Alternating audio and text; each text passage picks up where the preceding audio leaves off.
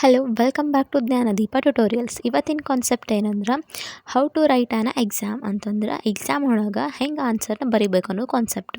ನೀವು ಒಂದು ವರ್ಷದಾಗ ಏನು ಕಲ್ತಿರ್ತೀರಿ ಅದನ್ನು ಜಸ್ಟ್ 3 hours ಒಳಗೆ ನೀವು ಬರಿಬೇಕಾಗುತ್ತೆ. ಅದಕ್ಕೆ ಯಾವ್ಯಾವ ಟಿಪ್ಸ್ ಬೇಕು ಅನ್ನೋದನ್ನು ನಾನು ಇವತ್ತು ಹೇಳ್ಕೊಡ್ತೀನಿ. ಈ ಎಲ್ಲ ಟಿಪ್ಸ್ ಯಾಕೆ ಹೆಲ್ಪ್ ಆಗ್ತಾವಂತಂದ್ರೆ ನೀವು ಏನೇನು ಓದಿರ್ತೀರಿ ಅದನ್ನೆಲ್ಲ ನೀವು ಆನ್ಸರ್ ಒಳಗೆ ಬರಿಬೇಕು. ಯಾಕಂದ್ರೆ ಒಬ್ಬೊಬ್ಬರು ರೈಟಿಂಗ್ ಸ್ಲೋ ಇರ್ತೈತಿ, ಹಂಗೆ ಒಬ್ಬೊಬ್ಬರ ರೈಟಿಂಗ್ ಫಾಸ್ಟ್ ಇರ್ತೈತಿ. ನೀವೇನೇನು ಒಂದು ವರ್ಷದಾಗ ಕವರ್ ಮಾಡಿರ್ತೀರಿ ಅದನ್ನು ಜಸ್ಟ್ ನೀವು 3 hours ಒಳಗೆ ನಿಮ್ಮ ರಿಟರ್ನ್ ಫಾರ್ಮ್ಯಾಟ್ ಒಳಗೆ ಬರಿಬೇಕಾಗುತ್ತೆ. ಹಾಗಾಗಿ ಒಂದಿಷ್ಟು ಟಿಪ್ಸ್ನ ನೀವು ಫಾಲೋ ಮಾಡಿದ್ರೆ ನೀವೇನೇನು ಬರಿಬೇಕು ಅಂದ್ಕೊಂಡಿರಿ ಅದೆಲ್ಲ ಕಂಪ್ಲೀಟ್ ಆಗುತ್ತೆ. ಹಂಗೆ ನೀವು ಯಾವುದೇ ಎಕ್ಸಾಮ್ ತೊಗೋರಿ, ಜಾಸ್ತಿ ಓದಿ ಕಡಿಮೆ ಬರಿಬಾರ್ದು, ಕಡಿಮೆ ಓದಿ ಬೇಕಾದರೆ ಜಾಸ್ತಿ ಬರಿಬೇಕು. ಜಾಸ್ತಿ ಬರೆಯೋಕೆ ಟೈಮ್ ಯಾವಾಗ ಸಿಗಂಗಿಲ್ಲ, ನೀವು ಪ್ರಾಪರಾಗಿ ಆನ್ಸರ್ ಶೀಟ್ನ ಹೆಂಗೆ ಬರಿಬೇಕನ್ನೋ ಒಂದು ಸ್ಟೆಪ್ ಗೊತ್ತಿಲ್ಲ ಅಂತಂದ್ರೆ ನಿಮಗೆ ಹೆಂಗೆ ಕವರ್ ಮಾಡಬೇಕು ಅನ್ನೋದು ಗೊತ್ತಾಗಂಗಿಲ್ಲ. ಇವಾಗ ಒನ್ ಬೈ ಒನ್ ಸ್ಟೆಪ್ಸ್ನ ನೋಡ್ಕೊತ ಹೋಗೋಣ. ಫಸ್ಟ್ ಯಾವುದೋ ಒಂದು ಕ್ವಶನ್ ಪೇಪರ್ ಕೊಟ್ಟಾಗ ನೀವೇನು ಮಾಡಬೇಕಂತಂದ್ರೆ ಪ್ರಾಪರಾಗಿ ಆ ಕ್ವಶನ್ ಪೇಪರ್ನ ಓದಬೇಕಾಗುತ್ತೆ. ಯಾಕಂತಂದ್ರೆ ಆಮೇಲೆ ಲಾಸ್ಟಿಗೆ ನಾ ಆ ಕ್ವಶನ್ ನೋಡಲಿಲ್ಲ, ಈ ಕ್ವಶನ್ ನೋಡಲಿಲ್ಲ ಅನ್ನೋ ಗಡಿಬಿಡಿ ಬೇಡ. ಫಸ್ಟ್ ನೀವೇನು ಮಾಡಿರಿ, ಎಲ್ಲ ಕ್ವಶನ್ನ ಕರೆಕ್ಟಾಗಿ ಓದ್ಕೊಂಬಿಡ್ರಿ.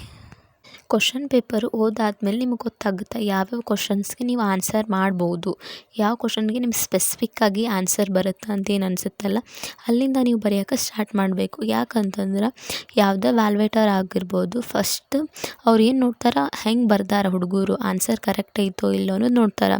ಫಸ್ಟ್ ನೀವೇನಾದರೂ ತಪ್ಪು ಆನ್ಸರ್ ಬರೆದ್ಬಿಟ್ರೆ ಅವ್ರ ಮೈಂಡ್ಸೆಟ್ ಏನಾಗುತ್ತೆ, ಹುಡುಗರು ಓದಿಲ್ಲ, ಅವ್ರಿಗೇನು ಗೊತ್ತಿಲ್ಲ ಅಂತ ಬಂದುಬಿಡ್ತೈತಿ.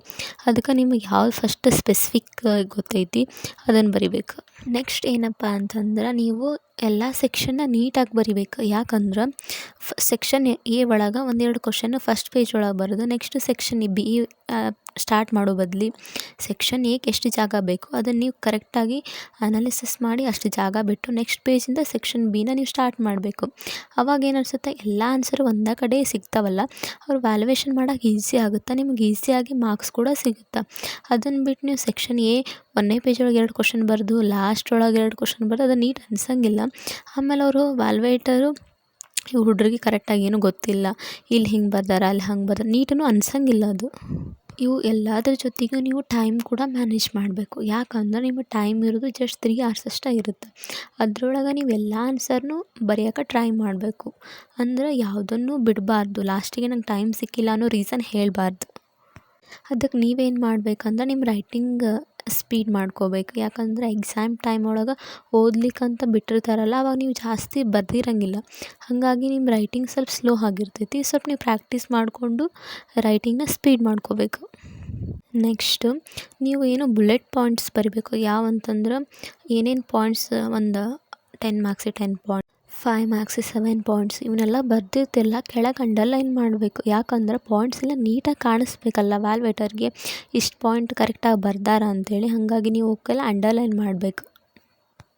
ಆಮೇಲೆ ನೀವು ಯಾವುದೋ ಒಂದು ಕ್ವಶನ್ ಬರ್ದಾದ್ಮೇಲೂ ಕೂಡ ಅದ್ರೊಳಗೆ ನೀವೇನು ಮಾಡಬೇಕು, 2 ಲೈನ್ ಬಿಡಬೇಕು. ಲೈನ್ ಬಿಟ್ಟಾದಮೇಲೆ ಅದ್ರಕ್ಕೆ ಮಿಡಲ್ ಒಂದು ಲೈನ್ ಹಾಕಬೇಕು. ಯಾಕಂದ್ರೆ ಅದು ನೀಟಾಗಿ ಕಾಣಿಸುತ್ತೆ.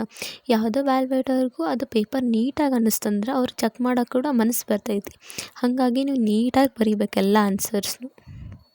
ನೆಕ್ಸ್ಟ್ ಇಂಪಾರ್ಟೆಂಟ್ ಥಿಂಗ್ ಅಂದ್ರೆ ನೀವು ಎಕ್ಸ್ಟ್ರಾ ಪೆನ್ಸ್ ಇಟ್ಕೊಂಡು ಹೋಗಬೇಕು. ಯಾಕಂದ್ರೆ ಫಸ್ಟಿಗೆ ಸ್ಟಾರ್ಟಿಂಗ್ ನೀವು ಬ್ಲೂ ಪೆನ್ ಬರೆದು ನೆಕ್ಸ್ಟ್ ಬ್ಲ್ಯಾಕ್ ಪೆನ್ ಬರೆಯೋದು ಅಂಥದ್ದೆಲ್ಲ ಬೇಡ ನಮಗೆ. ಯಾಕಂದ್ರೆ ನೀವು ಎಕ್ಸ್ಟ್ರಾ ಪೆನ್ ಇಟ್ಕೊಂಡು ಹೋಗ್ರಿ, 2 3 ಈ ಥರ.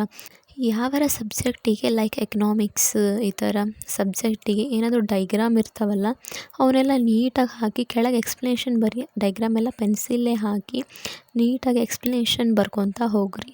ಹಂಗೆ ಇನ್ನೊಂದು ಮೇನ್ ಥಿಂಗ್ ಅಂದ್ರೆ ಕ್ವಶನ್ ಪೇಪರ್ ಒಳಗೆ ಏನೂ ಬರೆಯೋಕೆ ಹೋಗಬೇಡ್ರಿ. ಯಾಕಂದ್ರೆ ಅದನ್ನು ಕಾಪಿ ಅಂತ ಕನ್ಸಿಡರ್ ಮಾಡ್ತಾರೆ. ಸೊ ಅದ್ರ ಸಲುವಾಗಿ ಯಾವುದೇ ರೀತಿಯಾದಂತಹ ಕ್ವಶನ್ ಪೇಪರ್ ಮೇಲೆ ಏನು ಬರೆಯೋಕೆ ಹೋಗಬೇಡ್ರಿ. ಲಾಸ್ಟ್ ಎಲ್ಲ ಎಕ್ಸಾಮ್ ಮುಗಿದ್ಮೇಲೆ ಹೊರಗೆ ಬರೋಕೆ ಹೋಗಬೇಡ್ರಿ. ಒಂದು ಸಲ ಎಲ್ಲ ಆನ್ಸರ್ ಶೀಟ್ನ ಚೆಕ್ ಮಾಡ್ಕೋರಿ, ಎಲ್ಲ ನಂಬರ್ಸ್ ಕರೆಕ್ಟ್ ಹಾಕಿವಿಲ್ಲ, ಎಲ್ಲ ಪೇಜ್ ನೀಟಾಗಿ ಎಣಿಸ್ಕೋರಿ ಎಷ್ಟು ಆಗ್ಯಾವ ಅನ್ನೋದು, ಎಲ್ಲರ ಪೇಜ್ ಗ್ಯಾಪ್ ಬಿಟ್ಟಿರೋಣ ಅನ್ನೋದು ನೋಡ್ಕೋರಿ. ನೀವು ಲಾಸ್ಟ್ ಆನ್ಸರ್ ಶೀಟ್ನ ಸಬ್ಮಿಟ್ ಮಾಡಬೇಕಾದ್ರೆ ಪ್ರತಿಯೊಂದು ಲೈನು ಹಂಗೆ ನಂಬರ್ಸು ಎಲ್ಲನೂ ಚೆಕ್ ಮಾಡಿರಿ. ಯಾಕಂದ್ರೆ ಪ್ರತಿಯೊಂದು ಕೂಡ ಇಂಪಾರ್ಟೆಂಟ್ ಆಗುತ್ತೆ. ಅದಕ್ಕೆ ಎಲ್ಲನೂ ಚೆಕ್ ಮಾಡಿರಿ, ಯಾವುದೂ ಬಿಡಬೇಡ್ರಿ. ನೆಕ್ಸ್ಟು ನಿಮ್ಮ ಹಾಲ್ ಟಿಕೆಟ್ ಒಳಗೆ ಸಿಗ್ನೇಚರ್ ಆಗೈತೆ ಇಲ್ಲವೂ ಚೆಕ್ ಮಾಡ್ಕೋರಿ.